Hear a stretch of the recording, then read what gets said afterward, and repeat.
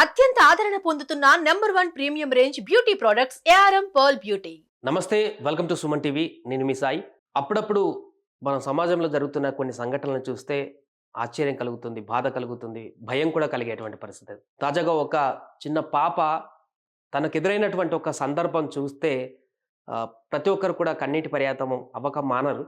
So, దానికి సంబంధించిన వార్త ఒకసారి చూద్దాం. ఎందుకంటే తన తల్లి అంత్యక్రియలు చేయడానికి కూడా డబ్బులు లేక భిక్షాటనకు వెళ్ళినటువంటి ఒక పాప వార్త చూద్దాం.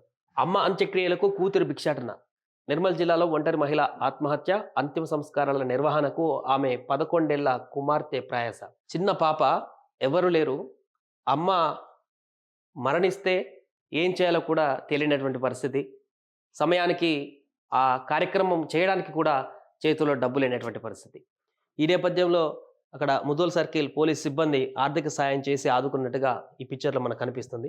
దీనికి సంబంధించినటువంటి వార్త పూర్తిగా చూస్తే, ఎప్పుడో లోకం తెలియని సమయంలో తండ్రిని కోల్పోయిన ఆ బాలికను 10 ఏళ్లుగా అమ్మే అన్ని తానే పెంచింది. కాయకష్టం చేస్తూ బిడ్డను సాకిన ఆ తల్లి మద్యానికి బానిసై కుటుంబం భారం మోయలేక ఆత్మహత్య చేసుకొని కన్న కూతురిని అనాథగా వదిలేసి వెళ్ళిపోయింది.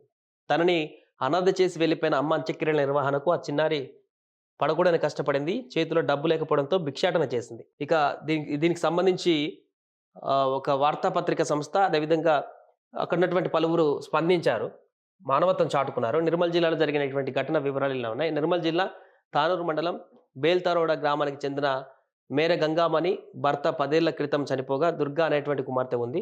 కూలి పనులు చేసుకుంటూ జీవనం సాగిస్తున్న గంగామణి మద్యానికి బానిసైంది. ఈ క్రమంలో కుటుంబ పోషణ భారంగా మారగా శనివారం రాత్రి మద్యం మత్తులో ఉరివేసుకొని చనిపోయింది. దీంతో దుర్గా అనాథగా మిగిలిపోయింది. అయితే తల్లి అంత్యక్రియలకు డబ్బు లేకపోవడంతో దుర్గా భిక్షాటన చేసింది. ఇందుకు సంబంధించి ఫోటోను గ్రామానికి చెందిన యువకులు సోషల్ మీడియాలో పెట్టడంతో పలువురు ఆర్థిక సాయం చేశారు.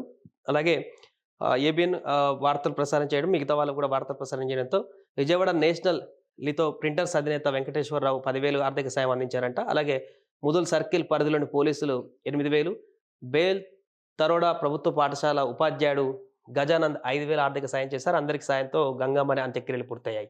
అయితే అనాథగా మిగిలిన దుర్గకు దాతలు ఎవరైనా సాయం చేయాలనుకుంటే ఆమె నెంబర్ కూడా ఇవ్వడం జరిగింది. ఆమెకు సాయం చేయొచ్చు అంటూ కూడా పేర్కొన్నారు. ఏది స్వచ్ఛంద సంస్థ నిర్వాహకుడు దానికి సంబంధించి.